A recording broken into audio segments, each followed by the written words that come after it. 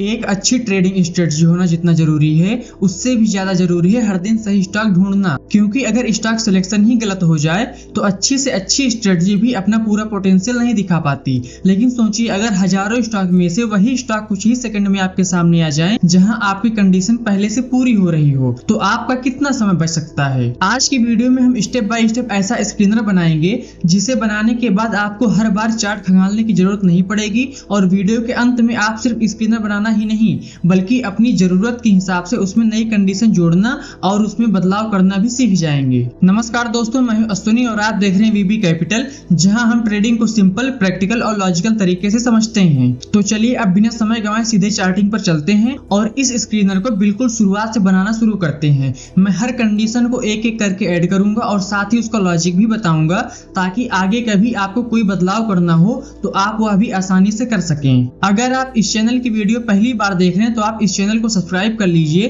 क्योंकि यहाँ पर आपका भाई रेगुलर मार्केट से जुड़ी हुई ऐसी ही प्रैक्टिकल और एजुकेशनल वीडियो शेयर करता रहता है। दोस्तों मैं इस समय चार्टिंग प्लेटफॉर्म पर आ गया हूँ और किसी भी स्क्रीनर को क्रिएट करने के लिए सबसे पहले हमें यहाँ प्लस आइकन पर क्लिक करना होता है और जो हमारी पहली कंडीशन है वो हमें यहाँ पर ये ऐड करना है कि करंट 1 आवर कैंडल का जो क्लोज हो वह उसी कैंडल के ओपन से बड़ा होना चाहिए। तो इसके लिए सबसे पहले हमें यहाँ लेना है क्लोज, इसके बाद फिर यहाँ पर लेना है ग्रेटर देन और फिर यहाँ पर लेना होगा हमें ओपन। लेकिन जैसा कि मैंने भी आपको बताया 1 आवर कैंडल, तो यहाँ पर भी डेली लिखा हुआ है, इसको हम चेंज करके कर देंगे 1 आवर और स्टार्टिंग में डेली है इसको भी बदल के हम कर देंगे 1 आवर, यानी current 1 hour close greater than current 1 hour open. इसका उद्देश्य सिर्फ इतना ही है कि स्क्रीनर ऐसे स्टॉक को चुने जहां उस 1 आवर कैंडल में बायर्स की पकड़ दिखाई दे रही हो। इसके बाद दूसरी कंडीशन ऐड करने के लिए फिर से प्लस आइकन पर क्लिक करना है और दूसरी कंडीशन ऐड करने के लिए सबसे पहले हमें यहाँ पर लेना है क्लोज, इसके बाद फिर हम यहाँ पर लेंगे ग्रेटर देन और फिर हम यहाँ पर लेंगे हाई। लेकिन दोस्तों इसका भी टाइम फ्रेम डेली है तो इसको भी पहले हम बदल लेते हैं, इसको भी हम कर देंगे 1 आवर टाइम फ्रेम पर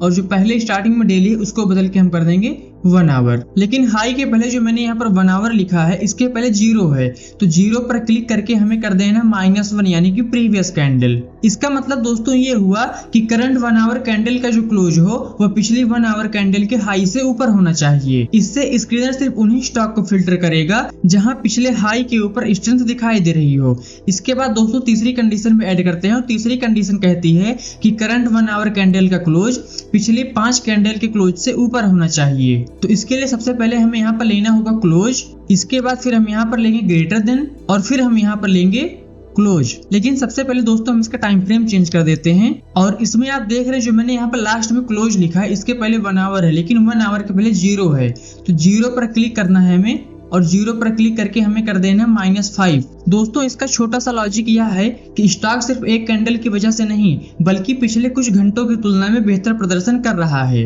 अब यहाँ पर चौथी कंडीशन और भी महत्वपूर्ण हो जाती है। इसको ऐड करने के लिए सबसे पहले हम प्लस आइकन पर क्लिक करेंगे और यहाँ पर हम सबसे पहले लेंगे क्लोज, इसके बाद फिर हमें यहाँ पर लेना है ग्रेटर देन और फिर हमें यहाँ पर लेना है क्लोज। इसमें क्लोज के बाद आप यहाँ देखिए एक ऑप्शन बना हुआ है जिसमें लिखा गया है सिलेक्ट ऑपरेशन, इस पर क्लिक करना है और यहाँ पर आपको ले लेना है इनटू का सिंबल और इसके बाद फिर हमें यहाँ पर लेना है नंबर में 20 है तो 20 को हम बदल के कर देंगे 1.01 और इसका भी टाइम फ्रेम डेली है, इसको बदल के हम कर देंगे 1 आवर। स्टार्टिंग में भी डेली है, इसको भी कर देंगे हम 1 आवर। दोस्तों यहाँ पर हमें ये देखना है कि जो करंट कैंडल की क्लोजिंग हो वह प्रीवियस क्लोज से कम 1% ऊपर होना चाहिए। इससे छोटे छोटे प्राइस मूव अपने आप हट जाते हैं और स्क्रीनर सिर्फ अच्छे मोमेंटम वाले स्टॉक को ही सिलेक्ट करता है। वैसे अगर अभी तक आपको स्क्रीनर बनाना आसान लग रहा है तो वीडियो को एक लाइक जरूर कर दीजिए, इससे मुझे पता चलता है आपको ऐसे ही प्रैक्टिकल चार्टिंग वीडियो पसंद आ रही हैं। अब आगे की कंडीशन भी हम इसमें ऐड करते हैं। दोस्तों इसके बाद की कंडीशन हमें RSI में देखना है,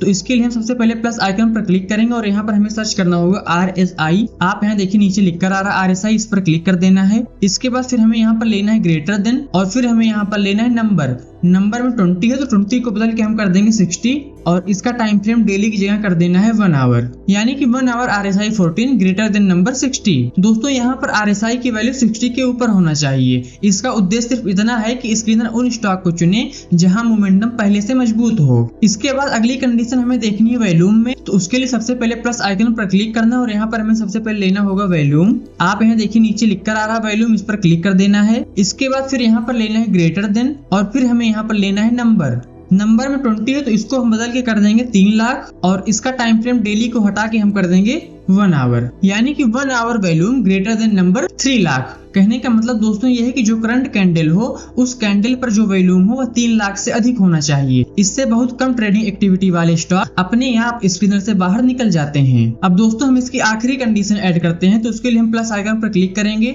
और यहाँ पर हमें सबसे पहले सर्च करना होगा वॉल्यूम। आप यहाँ देखिए नीचे लिखकर आ रहा है, इस पर क्लिक कर देना है।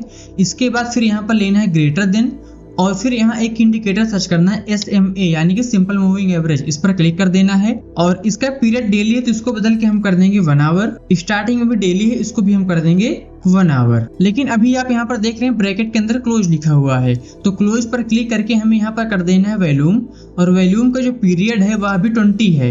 इस पर क्लिक करके हमें कर देना है 10, यानी कि करंट 1 आवर कैंडल का जो वॉल्यूम हो वह 10 पीरियड SMA से ऊपर होना चाहिए। इसका मतलब है कि उस समय स्टॉक में एवरेज से ज्यादा ट्रेडिंग एक्टिविटी हो रही है, जिससे स्ट्रांग मूव को पहचानना और ज्यादा आसान हो जाता है। दोस्तों इसमें एक छोटी सी गलती हुई है मुझसे। आप यहाँ पर देख रहे हैं जो मैंने यहाँ पर नंबर लिखा है नंबर 1.01, इसके पहले क्लोज है, और क्लोज के पहले जो 0 है इस पर क्लिक करके इसको कर देना है -1 यानी कि प्रीवियस कैंडल। क्योंकि दोस्तों जो हम यहाँ पर कंडीशन देख रहे हैं वो यहाँ पर हम ये देख रहे थे कि लेटेस्ट कैंडल की जो क्लोजिंग हो वह पिछली कैंडल की क्लोजिंग से कम 1% ऊपर होनी चाहिए। दोस्तों अब हमारा पूरा स्क्रीनर रेडी हो चुका है। अगर आपने सभी कंडीशन सही तरीके से ऐड की है तो आपका रिजल्ट भी बिल्कुल सेम दिखाई देगा। अब अगला सवाल आता है कि इसको सेव कैसे करना है ताकि हम इसका रोजाना इस्तेमाल कर सकें। तो इसके लिए क्या करना है, आपको सबसे पहले सेगमेंट में जाना है, इसमें कैश लिखा हुआ इसको बदल के कर देना है फ्यूचर, और इसके बाद आप यहाँ नीचे देखिए सेव स्कैन लिखा है, इस पर क्लिक करके एक नाम देना है इसे। तो मैंने इसको एक नाम दिया है 1 आवर इंट्राडे स्क्रीनर। इसके बाद आप यहाँ नीचे देखिए सबमिट लिखा हुआ है। जब आप सबमिट पर क्लिक करेंगे तो आपका स्क्रीनर आपके चार्टिंग अकाउंट में सेव हो जाएगा। आगे बढ़ने से पहले एक छोटी सी बात, इस स्क्रीनर का काम सिर्फ उन स्टॉक को फिल्टर करना है